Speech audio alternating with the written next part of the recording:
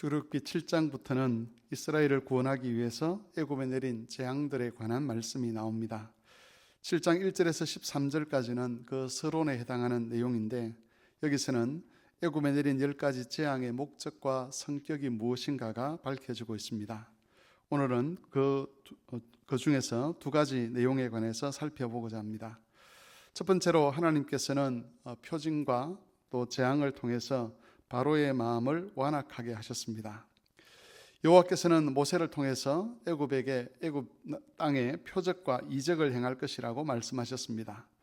표적과 이적을 행하는 목적은 이스라엘을 구원하시는 여호와 하나님이 어떤 분인가를 알리시기 위한 것입니다. 애굽의 신들이나 사람들이 흉내낼 수 없는 그런 표적과 이적을 행하는 것을 보면 하나님을 두려워하고 하나님의 뜻에 순종하는 것이 정상적인 반응입니다. 그런데 바로는 마음이 완악해서 하나님이 행하신 표적과 이적을 보고서도 여호와의 말씀을 들으려고 하지 않았습니다. 오히려 표적과 이적을 볼수록 그의 마음이 더욱더 완악해졌습니다. 여호와께서는 바로가 그렇게 반응한 것이 여호와께서 바로의 마음을 완악하게 하셨기 때문이다라고 말씀하고 있습니다. 이것은 만일 하나님께서 바로의 마음을 그리고 그 행동을 제어하려고 하셨다면 얼마든지 그 마음을 바로잡고 그 행동을 바로잡을 수 있었다는 그런 의미입니다. 하지만 하나님께서는 바로에게 그런 은혜를 베풀지 않으셨습니다.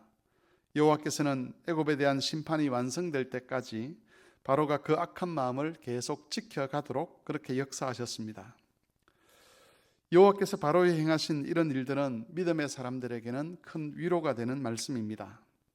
악인들이 자신의 힘을 과시해서 한 사회의 질서를 파괴하고 또 정의와 공의를 파괴하고 믿는 사람들을 괴롭힐 때에 우리는 그 악인들이 마치 하나님의 통제 밖에 있는 사람인 것처럼 생각할 때가 있습니다.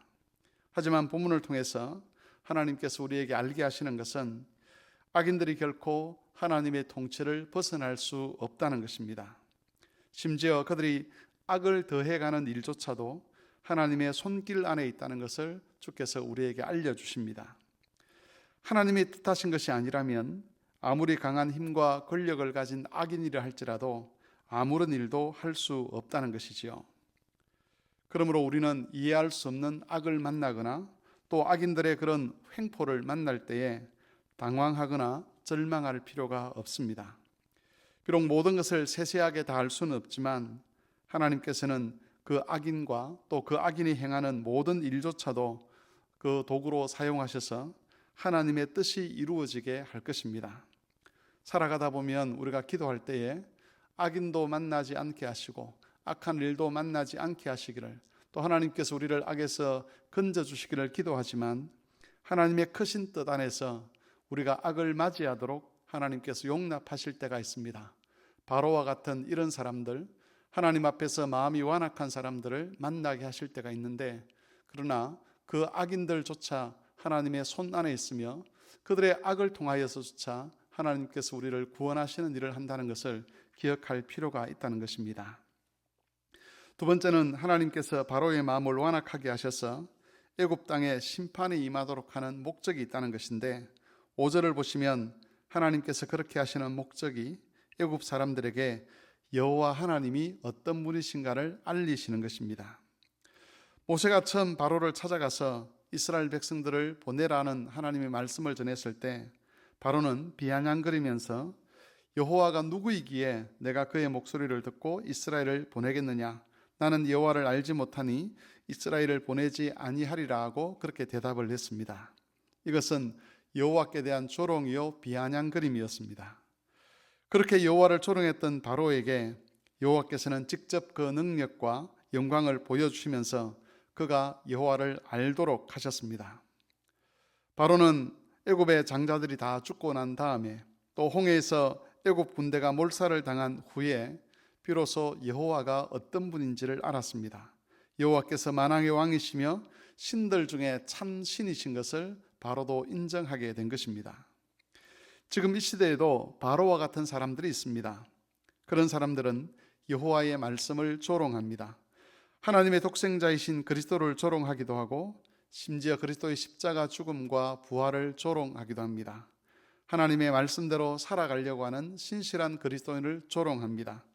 자신의 상황에 따라서 그리스도인들을 이용하려고 하는 사람들도 있습니다.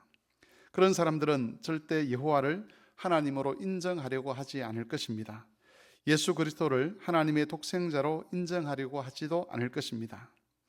하지만 결국에는 바로와 마찬가지로 여호와를 인정하고 예수 그리스도를 인정하게 될 것인데, 그것은 마지막 심판을 통해서만 이루어지게 될 것입니다.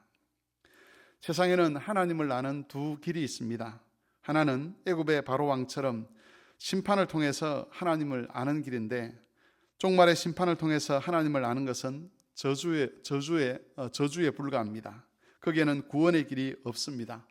그렇게 하나님을 알고서는 하나님을 사랑하는 것이 아니라 오히려 하나님에 대해서 정오심을 키우게 되고 이를 갈게 되는 것이지요. 또 다른 길이 있는데, 그것은 구원의 은혜 안에서 하나님을 아는 것입니다. 구원받은 자들에게는 하나님께서 말씀과 성령을 주십니다. 그리고 그 말씀과 성령을 통해서 하나님이 어떤 분인가를 깨닫게 하시지요. 어제 수요 기도의 시간에 우리가 말씀을 들었지만, 하나님께서 특별 계시 위에 우리의 믿음이 세워지도록 하는 것, 그것은 하나님을 우리에게 알리는 방법이기도 합니다. 그렇게 해서 하나님을 아는 사람들은 하나님을 사랑하게 됩니다. 하나님을 아는 지식이 늘어날수록 더욱 하나님께 가까워지게 되고 하나님을 닮아가게 됩니다. 그의 말에서, 그의 행동에서, 그의 결정에서, 그의 씀씀이에서, 그가 보내는 모든 시간들에서 예수 그리스도가 나타나게 되는 것입니다. 우리는 후자의 방식으로 하나님을 알도록 초청받은 사람들입니다. 그러므로 우리는 하나님을 알아가는 일에 힘써야 되고, 동시에 하나님을 닮아가기 위해서 힘써야만 합니다. 하나님께서 말씀과 성령을 통해서 우리에게 하나님을 알게 하신 목적은, 하나님을 아는 지식을 주신 목적은 그 정보로 우리의 머리를 채우도록 하기 위함이 아니라는 것이지요. 하나님은 우리가 하나님을 닮기를 원하십니다. 하나님의 아들이라는 이름에 걸맞는 말과 행동과 태도가 우리의 삶에서 보여서 단순히 말로만 하나님의 아들이 아니라 우리의 모든 살아가는 모습이 하나님의 아들답게 아버지이신 그 하나님을 닮기를 원하신다는 겁니다. 그러므로 우리는 앞에서 말씀드린 대로 하나님을 알아가는 일에 힘써야 되고, 하나님을 닮아가는 일에 힘써야만 합니다. 이것이 구원의 은혜 안에서 하나님을 알도록 부름받은 사람들에게 하나님께서 요구하시는 일입니다. 오늘 하루 이 말씀을 마음에 새기셔서 주를 알아가는 일과 주를 본받는 일에 온 마음과 힘과 뜻을 다하는 그런 교우들이 되실 수 있기를 바랍니다.